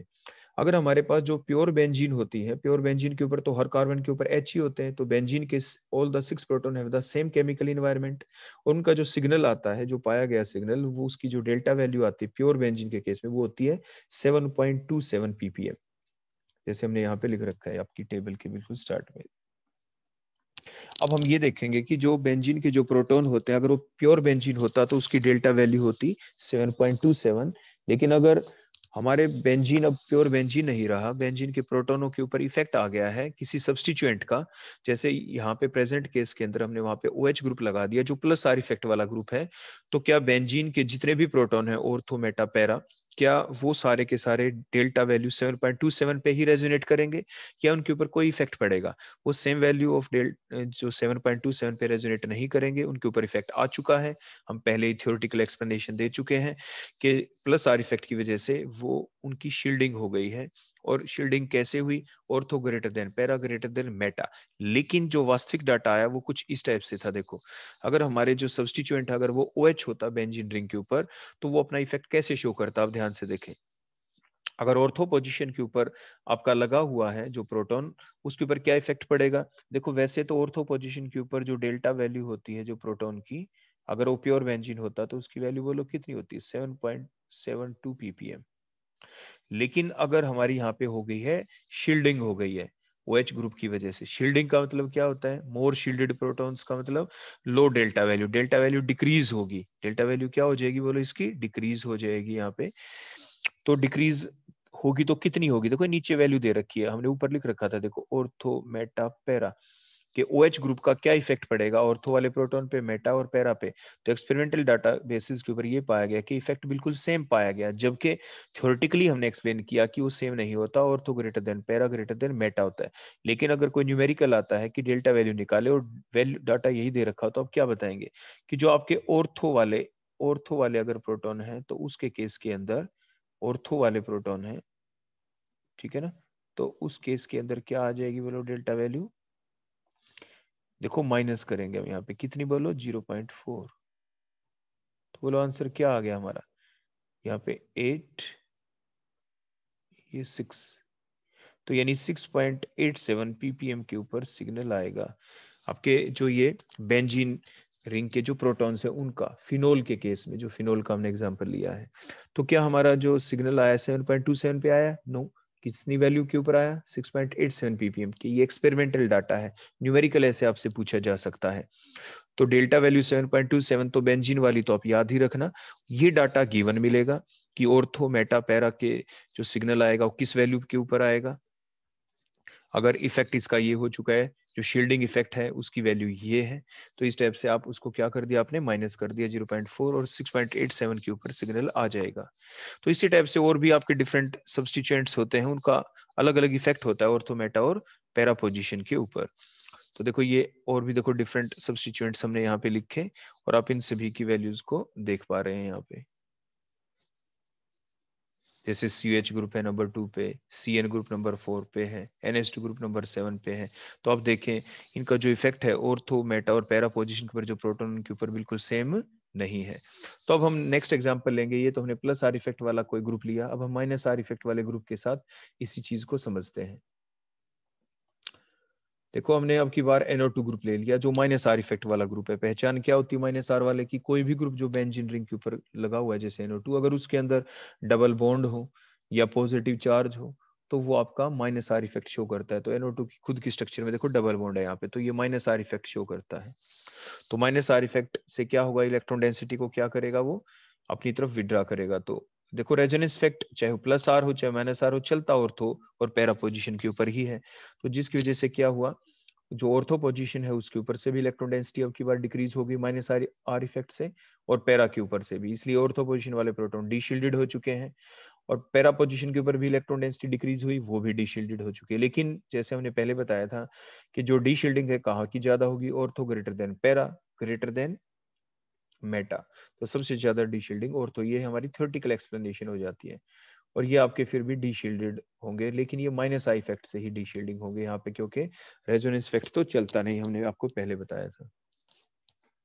तो इसलिए सबसे ज्यादा डीशील्डिंग कहाँ पे हुई आपकी? Ortho greater than Meta, ortho greater than para greater than Meta. तो if the substituent is minus R effect group, so these minus R effect group will decrease the electron density around the ortho and the paraprotons. So ortho and paraproton get de-shielded, जैसे हमने बताया. So ortho और paraproton अगर de-shielded हो गए हैं, तो de-shielding होने की वजह से they will resonate at lower value of applied magnetic field than the meta protons. इसलिए जो डी शील्डिंग और तो greater than para greater than क्या थी बोलो, मेटा, जैसे हमने बताया. तो अगर हम सिग्नल देखेंगे तो क्या होगा, जिनकी डी शील्डिंग हो जाती है उनका सिग्नल टीएमएस से दूर आता है, हाई डेल्टा वैल्यू के ऊपर आता है. तो अब देखें, ये हमने ऑर्थोपैरा का दिखाया हाई डेल्टा वैल्यू के ऊपर, और मेटा का थोड़ा टीएमएस के देखो थोड़ा नजदीक, थोड़ा हमने इधर दिखा दिया. ये तो हुई हमारी थ्योरेटिकल एक्सप्लेनेशन. इसके बाद उसी टाइप से एक्सपेरिमेंटल डाटा आ जाता है. हमने देखा कि जो बेंजीन, अगर प्योर बेंजीन होता तो उसके प्रोटॉनों का सिग्नल आता 7.27 पे. अब जो ऑर्थो, मेटा और पैरा पोजीशन के ऊपर जो एच लगे हुए हैं बेंजीन के, उनकी वैल्यू के ऊपर क्या इफेक्ट पड़ा. अभी आपने देखा कि वो प्रोटॉन डी शील्डेड हो चुके हैं. डी शील्डिंग होने का अगर डेल्टा वैल्यू इंक्रीज हो चुकी है, कितनी होगी इंक्रीज, तो वो वैल्यू देखो हमने यहाँ पे डाटा के अंदर दिखा रखी है कि ऑर्थो के ऊपर अगर आपके प्रोटॉन है उनके ऊपर इफेक्ट क्या होगा. देखो ये 1 वैल्यू का, और मेटा के ऊपर, पैरा के ऊपर देखो ये अलग अलग हमने वैल्यू आपके यहाँ पे दिखा रखी है. Ortho greater than, D shielding देखो किसकी ज्यादा हुई है, डी शील्डिंग होने से डेल्टा वैल्यू इंक्रीज होती है हमने बताया. तो डेल्टा वैल्यू कितनी इंक्रीज होगी ऑर्थो पोजीशन वाली. देखो जो आपके बेंजीन वाले प्रोटॉन्स होते हैं उनकी डेल्टा वैल्यू हमने क्या बताया, प्योर बेंजीन होता तो कितनी होती, 7.27. ठीक हो गया, कितनी होती बोलो, 7.27 वैल्यू होती.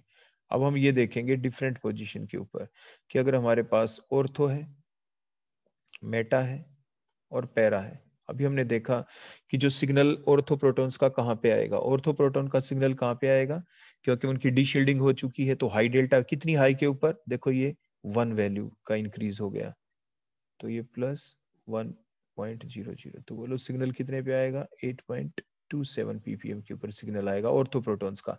मेटा पे देखो 0.3, तो +0.3.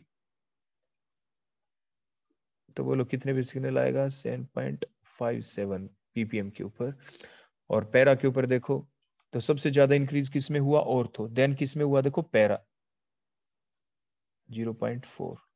तो बोलो सिग्नल कितने के ऊपर आएगा, 7.67 के ऊपर. और इसलिए होता क्या है कि इनके सिग्नल इसी रेंज के अंदर आ गए तो ये सिग्नल इंटरमिक्स कर जाएंगे आपस में, और एक हमें यहाँ पे यानी इंटरमिक्सिंग टाइप का सिग्नल यहाँ पे दिखाई दे जाता है. तो ये हमने डिफरेंट वैल्यूज भी कैलकुलेट करके आपको दिखाई. ये हमारा एक्सपेरिमेंटल डाटा है, ये डाटा गिवन होता है और इस टाइप से हमसे ये वैल्यू कैलकुलेट करवाई जा सकती है. तो आप इस टाइप से ध्यान रखना. ये आपको याद रखनी होगी कि बेंजीन प्रोटोनों का सिग्नल आता है डेल्टा वैल्यू 7.27 के ऊपर. क्लियर हो गया. तो इसके बाद हमारे पास उसी टाइप से कंप्लीट टेबल है, जो अलग अलग जो प्रोटॉन्स हैं जो ऑर्थो, मेटा, पैरा पोजीशन के ऊपर, उनकी अलग अलग वैल्यूज कहाँ कहाँ किस किस वैल्यू के ऊपर आएंगी. तो वो हम, अगर ये गिवन डाटा हमारे पास होता है तो हम कैलकुलेट कर सकते हैं as compare to the basic value of the benzene proton, that is the delta is equal to 7.27. Next अब हम अपना एग्जांपल देखते हैं. अगर कोई पॉली सब्स्टिट्यूटेड हो, मल्टी सब्स्टिट्यूटेड हो आपका बेंजीन रिंग. अब देखो उसमें क्या होगा, हमने ये एग्जांपल लिया, इसके अंदर हमने 2 NO2 ग्रुप लगा दिए एक दूसरे के रिस्पेक्ट में मेटा पोजीशन. वो 2 ग्रुप अलग अलग भी हो सकते हैं, एक NO2 होता दूसरा OH होता, तो उसके बेस उस तरीके से ही हम उनको कैलकुलेट कर सकते हैं. डी शील्डिंग का इफेक्ट वैसे ही रहेगा. अगर हम देखेंगे डी शील्डिंग का इफेक्ट NO2 के लिए, क्योंकि ये -R इफेक्ट वाले ग्रुप होते हैं, -I इफेक्ट वाले ग्रुप होते हैं, तो डी शील्डिंग -R इफेक्ट के बेसिस पे कहाँ पे दिखाएगा, ortho greater than, para greater than, Meta. तो जो यहाँ पे जो इफेक्ट पड़ा देखो, HA जिसको हमने कहा HA वाले प्रोटॉन, इसके ऊपर क्या है, ये HA वाला प्रोटॉन दोनों NO2 के रिस्पेक्ट में ऑर्थो पोजीशन के ऊपर है. हमने प्लस क्यों किया, क्योंकि अभी आपने देखा था कि NO2 का इफेक्ट -R है, -R से डी शील्डिंग होती है, और डी शील्डिंग होने से क्या होती है, डेल्टा वैल्यू इंक्रीज. क्योंकि जो मोस्ट शील्डेड प्रोटॉन होते हैं जो TMS वाले, उनकी डेल्टा वैल्यू 0 है. तो जितनी ज्यादा डी शील्डिंग होती है डेल्टा वैल्यू इंक्रीज होती चली जाती है. तो NO2 ग्रुप -R इफेक्ट वाले ग्रुप हैं, ये डी शील्डिंग कर रहे हैं, इसलिए डेल्टा वैल्यू क्या होती चली जाएगी आपकी, इंक्रीज. कितनी होगी इंक्रीज, तो HA के ऊपर इफेक्ट एक NO2 का पड़ा. कैसे कैसे इफेक्ट हुआ इस HA के ऊपर NO2 का, with respect to meta position. देखो O लिखा ऑर्थो, दूसरे के रिस्पेक्ट में भी ऑर्थो प्लस O लिखा, तो दोनों की वजह से बेसिक वैल्यू क्या होती है बेंजीन रिंग के प्रोटॉन की, बोलो 7.27. तो बेसिक वैल्यू तो बोलो क्या होती है, 7.27. 0.27 होती है आपके बेंजीन वाले प्रोटॉन्स की, ठीक है। इसमें हम कितना करें इंक्रीज, वो तो वैल्यू है, वो तो डाटा हमारे पास गिवन होना चाहिए, उतना हम ऐड कर देंगे तो इसका सिग्नल वहां पे आ जाएगा। नेक्स्ट हम देखते हैं, देखो अगर हमारे पास ये बी टाइप का प्रोटॉन होता तो क्या होता, बेसिक वैल्यू तो देखो बेंजीन वाले प्रोटॉन की वही होती, बोलो क्या 7.27 होती है। अब प्लस कितना इंक्रीज करे, वो तो डाटा हमारे पास होना चाहिए। तो डाटा क्या होना चाहिए बोलो, आपके जो ये ऊपर NO2 लगा हुआ है इसके रिस्पेक्ट में तो HB क्या है, ऑर्थो, तो प्लस O लिखा। दूसरा जो NO2 है उसके रिस्पेक्ट में देखो ये ऑर्थो मेटा पैरा, पैरा के ऊपर है तो प्लस में P लिखा, P का इफेक्ट हम इसमें ऐड कर देंगे, अभी हम देखेंगे टेबल के अंदर। उसके बाद हम देखते हैं ये HB वाला एक और प्रोटॉन है, तो ये भी बिल्कुल सेम है कि ये जो नीचे वाला HB दिखाया हमने ये एक NO2 के रिस्पेक्ट में ऑर्थो पोजीशन पे है तो प्लस O लिखा, दूसरे NO2 के रिस्पेक्ट में पैरा पे है तो प्लस P लिखा।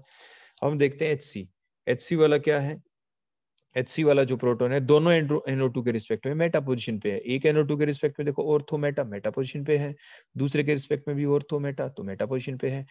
तो बेसिक वैल्यू तो आपकी वही रहेगी, बोलो क्या 7.27। अब इसमें वैल्यू क्या ऐड करें, तो अब हमारे पास देखो इनका सिग्नल आएगा, तो ये तो आपने देख ही लिया कि डी शील्डिंग हो रही है, ortho greater than para greater than Meta protons होते हैं। तो इस टाइप से HA HB और HC के डिफरेंट सिग्नल आएंगे। तो सबसे ज्यादा आपकी शील्डिंग बोलो डी शील्डिंग किसकी हुई है, ऑर्थो की वजह से, जो HA वाला है, इसलिए HA का सिग्नल देखो सबसे दूर आएगा क्योंकि उसमें ऑर्थो पोजीशन के ऊपर हमने पहले ही पढ़ा है द डी शील्डिंग इफेक्ट किस पे सबसे ज्यादा होता है, एट ऑर्थो पोजीशन। तो HA वाले के प्लस O लिख रखा है, इसलिए देखो HA का सिग्नल सबसे दूर। उसके बाद HB का आएगा क्योंकि इसमें प्लस O और प्लस P लिख रखा है HB वालों में, तो एक ऑर्थो का इफेक्ट है, एक पैरा का इफेक्ट है। उसके बाद TMS के सबसे नजदीक सिग्नल किसका आएगा, HC का, क्योंकि उसमें इफेक्ट रेजोनेंस का हो ही नहीं रहा, तो इसलिए प्लस मेटा। अब इनकी एक्चुअल डाटा हम देखते हैं, देखो NO2 का, NO2 जो है इसके ऊपर जो इफेक्ट पड़ा है ऑर्थो प्रोटोनों के ऊपर NO2 का इफेक्ट कितना होता है, देखो ये 1, देखो ये पहले ऑर्थो की वैल्यू आती है फिर मेटा की फिर पैरा की, तो +1 है, तो बोलो हम क्या ऐड करेंगे इसमें, +1 और +1, तो आंसर बोलो कितना आ जाएगा 9.27। नेक्स्ट हम देखते हैं HB वालों के ऊपर, HB पे बोलो क्या है, HB वाले जो प्रोटॉन इनके ऊपर एक तो ऑर्थो इफेक्ट है, ऑर्थो तो बोलो क्या था 1 प्लस पैरा की वैल्यू देखो ये क्या है 0.4, तो हम क्या ऐड कर देंगे यहाँ पे 0.4, तो बोलो आंसर हमारा क्या आ जाएगा 8.3 8.42667 ppm। उसके बाद नेक्स्ट देखें आप HC वाले प्रोटोनों को हम देखते हैं। HC में मेटा के ऊपर देखो मेटा का इफेक्ट बोलो कितना है 0.3, तो प्लस में हम क्या ऐड करेंगे 0.3 प्लस दूसरा भी मेटा है 0.3, तो आंसर क्या आ जाएगा 33687.87 ppm। तो मींस हम एक्सपेरिमेंटल डाटा के बेसिस के ऊपर देखें, so the different proton resonated different delta value, तो इस टाइप से हम कैलकुलेट कर सकते हैं अगर ये डाटा गिवन हो तो ये हम पढ़ रहे थे factor affecting the chemical shift, chemical shift के ऊपर इन फैक्टर्स जो आपके इंडक्टिव इफेक्ट रेजोनेंस इफेक्ट का क्या इफेक्ट है वो आपने थ्योरेटिकल और एक्सपेरिमेंटल डाटा के बेसिस के ऊपर एक्सप्लेन किया। क्योंकि HA का सिग्नल क्यों सबसे दूर है, देखो HA का सिग्नल कहाँ पे 9.27, देखो ये 9.27 के ऊपर है, HB का बोलो कितने पे 8.67, देखो इधर। फिर उसके बाद ये HC का सिग्नल कहाँ पे है, देखो 7.87, देखो ये हमने एक्सपेरिमेंटली भी प्रूव किया इस चीज को डाटा के बेसिस के ऊपर। क्लियर हो गया। उसके बाद ये कंप्लीट टेबल हमारे पास है ही, तो ये एग्जांपल जैसे हमने NO2 ग्रुप लगा के दिए, तो आप अपने प्रैक्टिस खुद कर सकते हैं, अलग अलग ग्रुप लगा के देखें, कभी आप दोनों और अलग अलग पोजीशंस पे लगा के देखें आप इन डिफरेंट ग्रुप्स को, कभी दो ग्रुप कोई भी ले लो, सेम ले लो, डिफरेंट ले लो, एक दूसरे के रिस्पेक्ट में, जैसे मेटा है दोनों NO2, आप एक दूसरे के रिस्पेक्ट में उनको पैरा कर दो अलग अलग ग्रुप ले लो, फिर अपनी ये डेल्टा वैल्यू आप इस टाइप से कैलकुलेट करके अपनी प्रैक्टिस कर सकते हैं। नेक्स्ट हमारा आ जाता है फैक्टर अफेक्टिंग केमिकल शिफ्ट के ऊपर, what is the effect of the hydrogen bonding on the chemical shift. तो देखो क्या होता है जब भी हाइड्रोजन बॉन्डिंग होती है, हाइड्रोजन बॉन्डिंग कैसे हो रही है यहाँ पे कि जो आपका हाइड्रोजन बॉन्डिंग के लिए कंडीशन क्या थी, there must be an H atom, जैसे अल्कोहल का एग्जांपल हमने लिया, यहाँ पे एक H भी है, H must attach with more electronegative oxygen atom, देखो ऑक्सीजन भी आ गया, तो ऑक्सीजन के ऊपर स्लाइट नेगेटिव चार्ज आ गया, हाइड्रोजन के ऊपर स्लाइट पॉजिटिव चार्ज आ गया। अब क्या होगा जो एक मोलिक्यूल और ये दूसरा मोलिक्यूल है इसके बीच में ये डाइपोल बन गए, क्योंकि इस मॉलिक्यूल में भी देखो slight positive slight negative dipole है, ये भी डाइपोल है, लेकिन इन डाइपोलों के अंदर एक एटम H जरूर है, इसीलिए जो अट्रैक्शन होगी ये weak electrostatic force of attraction, ये एक O स्लाइट नेगेटिव इसका, और ये O स्लाइट पॉजिटिव देखो दूसरे वाला, इसके बीच में जो ये यहाँ पे देखो ये अट्रैक्शन होगी यहाँ पे, इसी अट्रैक्शन का नाम है हाइड्रोजन बॉन्ड। और अट्रैक्शन का मतलब ये जो स्लाइट नेगेटिव वाला ऑक्सीजन है ये क्या करेगा, जो ये H है देखो ये साथ वाले दूसरे एल्कोहल वाले, इसके चारों तरफ की जो इलेक्ट्रॉन डेंसिटी है उस इलेक्ट्रॉन डेंसिटी को ये अपनी तरफ बोलो क्या कर लेगा, अट्रैक्ट कर लेगा, इलेक्ट्रॉन डेंसिटी बोलो यहाँ पे शिफ्ट हो जाएगी। तो इसलिए जो H है, H के चारों तरफ इलेक्ट्रॉन डेंसिटी बोलो क्या हो गई, कम हो गई। ठीक हो गया। तो हाइड्रोजन बॉन्डिंग से क्या होता है, हाइड्रोजन बॉन्डिंग से होता है जो इलेक्ट्रॉन क्लाउड है उसका ट्रांसफर हो जाता है, एच एटम के चारों तरफ जितना भी इलेक्ट्रॉन क्लाउड था उसका ट्रांसफर हो जाता है मोर इलेक्ट्रोनेगेटिव एटम की तरफ। तो हाइड्रोजन बॉन्डिंग की वजह से जो H होते हैं उनके चारों तरफ इलेक्ट्रॉन डेंसिटी कम हो जाती है, उनकी डी शील्डिंग हो जाती है, और डी शील्डिंग होने की वजह से they will resonate at low value of applied magnetic field. Means TMS के प्रोटॉन सबसे ज्यादा शील्डेड होते हैं, उनकी डेल्टा वैल्यू 0 होती है, तो इसलिए डेल्टा वैल्यू क्या हो जाएगी बोलो, इनकी इंक्रीज हो जाती है। तो हाइड्रोजन बॉन्डिंग की वजह से डेल्टा वैल्यू क्या होगी, इंक्रीज।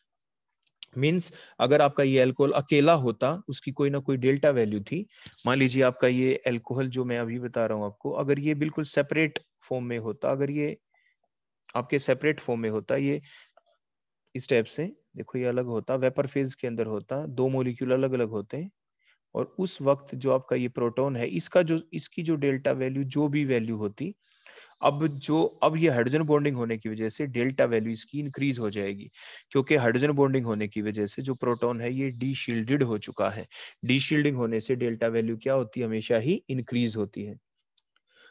देखो हाइड्रोजन बॉन्डिंग हो गई, electron density around H atom क्या होगी बोलो, डिक्रीज हो गई।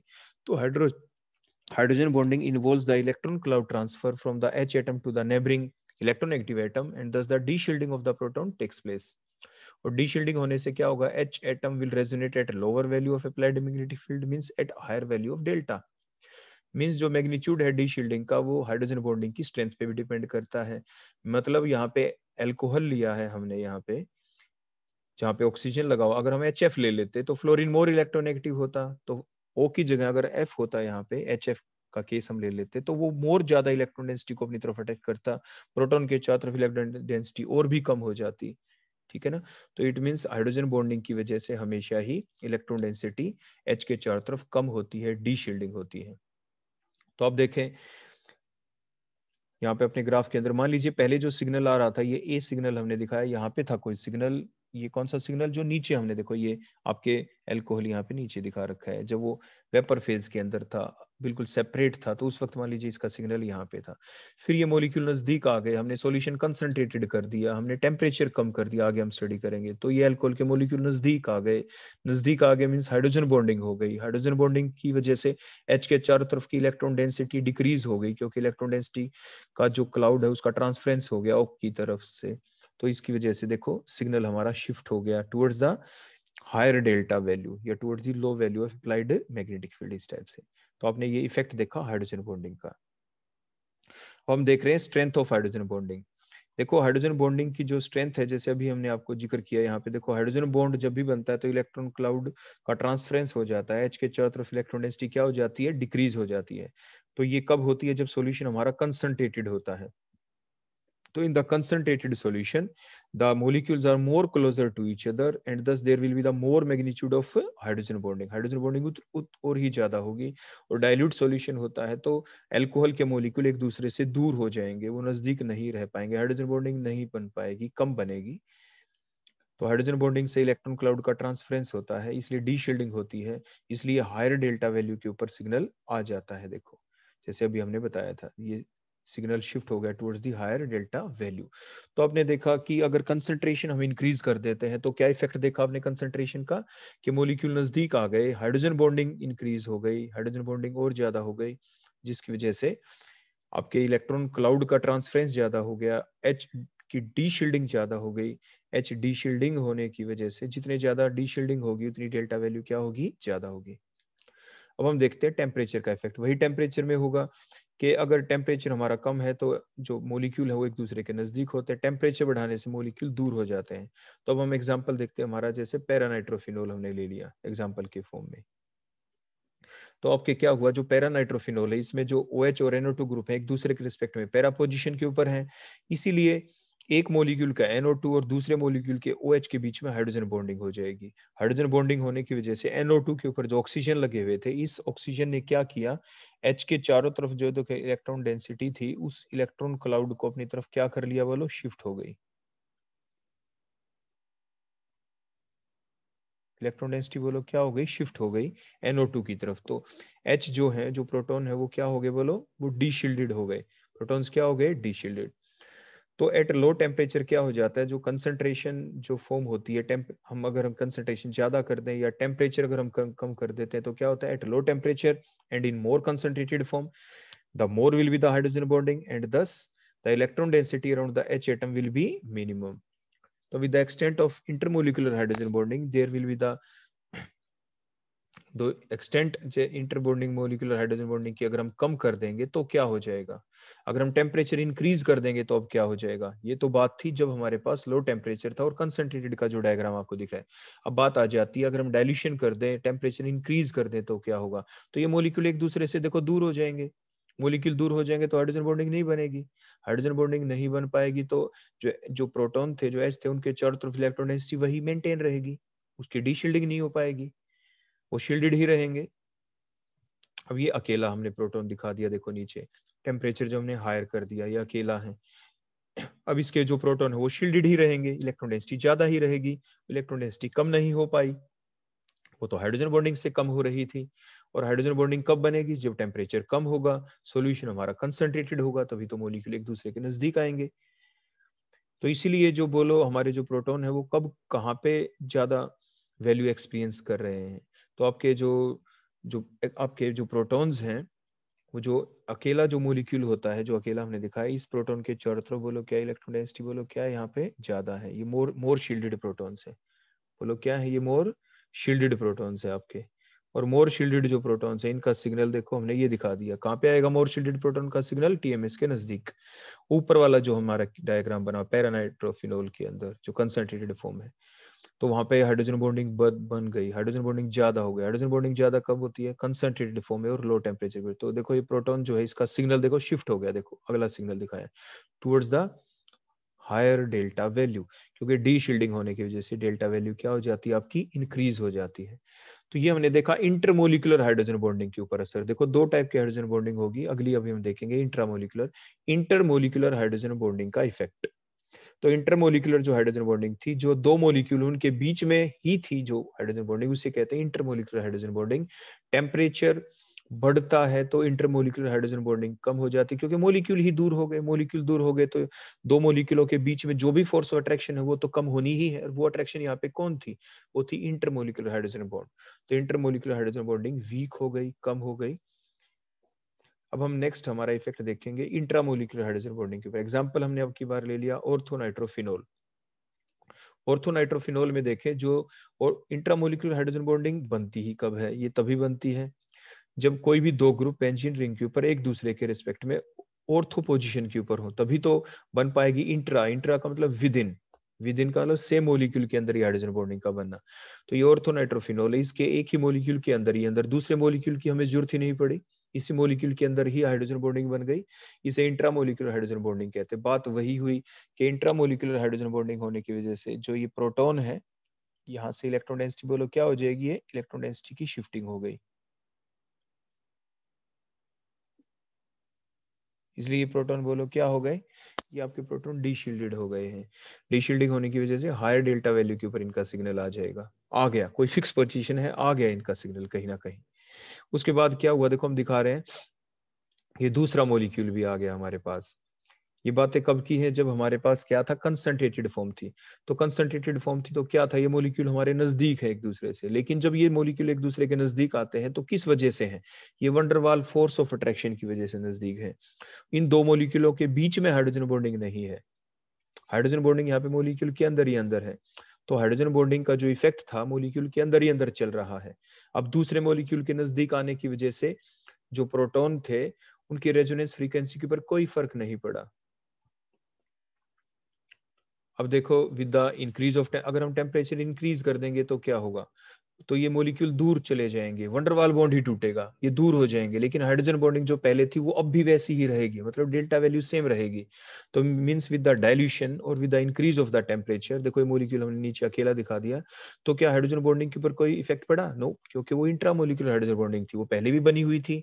और जब मॉलिक्यूल एक दूसरे से दूर हो जाते हैं हाई टेम्परेचर करने से या डाइल्यूशन करने से, जब मॉलिक्यूल दूर हो गए तो भी वो बनी रही, वो मेंटेन रही, इंट्रामोलिकुलर हाइड्रोजन बॉन्डिंग मेंटेन रहती है। So with the dilution or the increase of temperature, the extent of intramolecular hydrogen bonding remains same.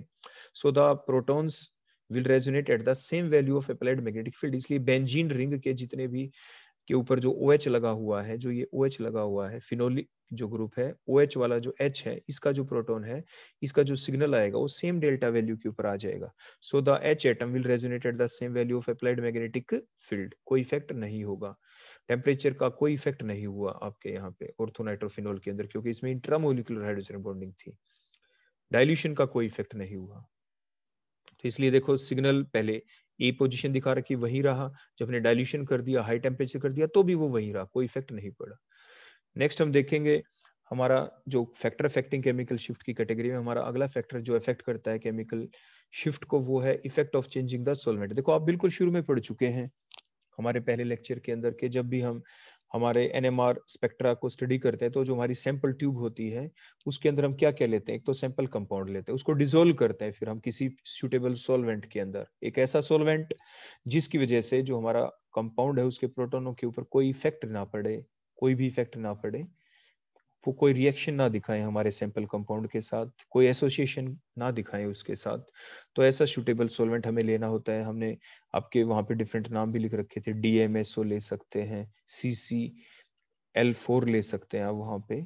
तो इस टाइप से डिफरेंट सॉल्वेंट होते हैं जिनके अंदर हमारे सैंपल कंपाउंड को हम डिसोल्व करते हैं। लेकिन आपने अक्सर देखा होगा कि जब भी हम कोई स्पेक्ट्रा स्टडी करते हैं, आप अपनी बुक में देखना, जो हमारा डाटा दे रखा होता है उसमें ये लिख रखा होता है डेल्टा, डेल्टा के ब्रैकेट में किसी सॉल्वेंट का नाम लिख रखा होता है, या तो लिखा मिलेगा डेल्टा के ब्रैकेट में DMSO, ये सॉल्वेंट है, आगे डेल्टा की अलग अलग प्रोटोनों की वैल्यू होगी। कहीं पे लिखा मिलेगा डेल्टा के ब्रैकेट के अंदर CCl4, इसका मतलब जो सॉल्वेंट हमने यूज किया, जिसके अंदर सैंपल कंपाउंड हमने डिसोल्व किया है, वो कार्बन टेट्राक्लोराइड था, जिसके बेसिस के ऊपर आपकी डेल्टा की वैल्यू आई।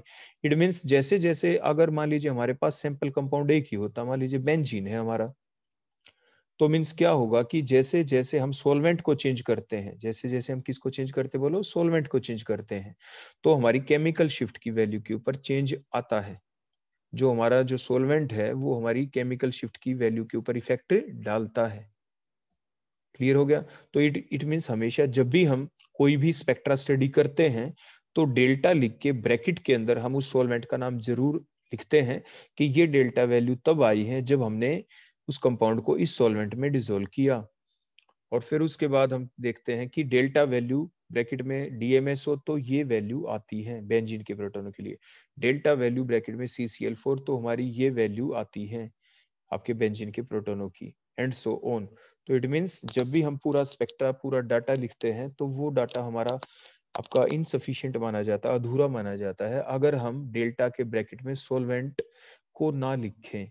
तो डेल्टा के ब्रैकेट में सॉल्वेंट का नाम लिखना जरूरी होता है, जिससे क्लियर होता है कि by using that solvent we get this different value of delta for different type of proton present in the given compound. तो ये था नेक्स्ट हमारा effect of the changing of the solvent. Means the value of the chemical shift always changes with the change of the solvent. Means if the solvent interact less और more, वो उसके ऊपर depend करता है। If the solvent interact with the given substance to form complexes, it will affect the shielding और the deshielding of the proton and thus affect the resonance frequency of the delta value। Chemical shift की value के ऊपर वो effect डालता है। इसके बाद आ जाता है वंडरवाल डीशील्डिंग। ये स्टेरिक फैक्टर के इफेक्ट वाली शील्डिंग होती है, स्टेरिक फैक्टर के बेसिस के ऊपर। तो देखो कैसे, ये एग्जांपल लिया, देखो हमने स्ट्रक्चर 1 देखिए आप नीचे, इसके अंदर जो एक H है दूसरा H है, दोनों ही H है, H और H भी, तो इसलिए एक का दूसरे के ऊपर इफेक्ट नहीं पड़ेगा क्योंकि ये स्मॉल ग्रुप है, नो स्टेरिक फैक्टर। तो जो HA का HB पे इफेक्ट नहीं होगा, HB का HA पे इफेक्ट नहीं होगा. Means these two proton are not affected with each other. Means in structure 1 the proton A has no effect on proton B. कोई भी इफेक्ट नहीं होगा.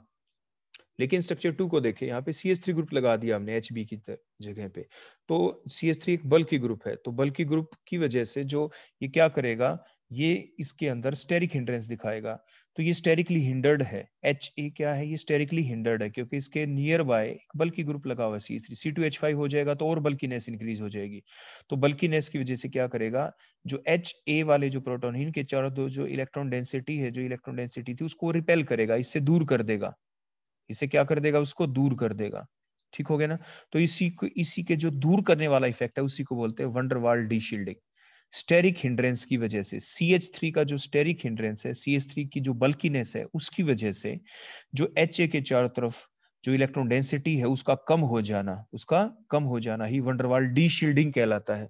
तो इलेक्ट्रॉन डेंसिटी कम हो गई तो वो प्रोटॉन डीशील्डेड हो गया, इसलिए इसका नाम है वंडरवाल डीशील्डिंग. तो आप डेफिनेशन देखिए ऊपर, the decrease in the electron density, the decrease in the d shielding around the sterically hindered H atom, जो यहाँ पे HA है, due to the repulsion by the electron cloud of the H atom by the electron cloud of the, बोलो किसका, sterically hindered group, by the sterically hindered group. तो उसको क्या कहते हैं, वंडरवाल डी शील्डिंग. तो वो आपको स्ट्रक्चर 1 में दिख रही है, स्ट्रक्चर 2 में, स्ट्रक्चर नंबर 2 के अंदर है. तो इन structure number 2 the proton A is affected by CH3 group and the electron density around the sterically hindered HA atom decreases due to the repulsion by the sterically hindered CH3 group. तो sterically hindered जो ये CH3 group है इसकी वजह से आपके HA के चारों तरफ की इलेक्ट्रॉन डेंसिटी कम हो गई है, उसी को वंडरवाल डीशील्डिंग कहते हैं. ये इफेक्ट थ्रू स्पेस हुआ है. ये इफेक्ट क्या हुआ है बोलो, स्पेस हुआ है, क्योंकि ये एडजेसेंट कार्बन एटम के ऊपर नहीं है प्रेजेंट. क्या CH3 एडजेसेंट कार्बन एटम के ऊपर? नो. देखो वो कार्बन जिसपे देखो HA लगा हुआ है, उसके बाद देखो एक कार्बन बीच में आ गया, फिर जाके ये वो कार्बन आया है जिसके ऊपर ये CH3 लगा हुआ है. लेकिन स्पेस के अंदर इनकी स्ट्रक्चर ऐसी है कि स्पेस के अंदर ये एक दूसरे के क्या आ गए, थोड़े नजदीक आ गए, और एक दूसरे के नजदीक आने की वजह से ये स्टेरिक हिंड्रेंस फैक्टर बना, और इसकी बल्कीनेस की वजह से जो इलेक्ट्रॉन क्लाउड है CH3 का, उसने क्या किया, HA के इलेक्ट्रॉन क्लाउड को रिपेल कर दिया. HA के चारों तरफ इलेक्ट्रॉन डेंसिटी कम हो गई, उसकी डीशील्डिंग हो गई. इसी को बोलते हैं वंडरवाल डीशील्डिंग. तो ये था हमारा नेक्स्ट फैक्टर जो आपके केमिकल शिफ्ट को क्या करता है, अफेक्ट करता है. तो इलेक्ट्रॉन डेंसिटी क्या होगी बोलो, अराउंड द H एटम, यानी HA के डिक्रीज हो गई है. नेक्स्ट हमारे एनआइसोट्रोपिक इफेक्ट, ये हम देखो पहले से ही स्टडी कर चुके हैं आपके एल्कीन, एल्काइन, बेंजीन के केस के अंदर. तो अब हम एक अलग स्पेशल एग्जांपल लेंगे. यहाँ पे तो कोई स्ट्रक्चर आपको दिख रही है, ऐसे कोई स्ट्रक्चर अगर एग्जांपल में आपको दे दी जाए एग्जाम के अंदर, तो आप क्या करेंगे, आपको अब पूछ लिया जाए कौन से जो प्रोटॉन है, दो टाइप के प्रोटॉन दिख रहे हैं, एक तो इनर कोर के अंदर दिख रहे हैं HA प्रोटॉन, एक आउटर कोर के अंदर दिख रहे हैं. तो बेंजीन की तरह ही इसके अंदर आप देखें डबल सिंगल अल्टरनेट पोजीशन के ऊपर डबल बॉन्ड है, उसी टाइप से रिंग करंट बन जाएंगे इनके अंदर. देखो ये रिंग करंट बन गए बेंजीन की तरह, जैसे हमने दिखाया था. तो हमने बताया था जो इनर पार्ट होता है वहां पे तो क्या हो रहा है, नीचे हमारी ये देखो ये अप्लाइड मैग्नेटिक फील्ड है, नीचे से जो हमने एरो दिखाया.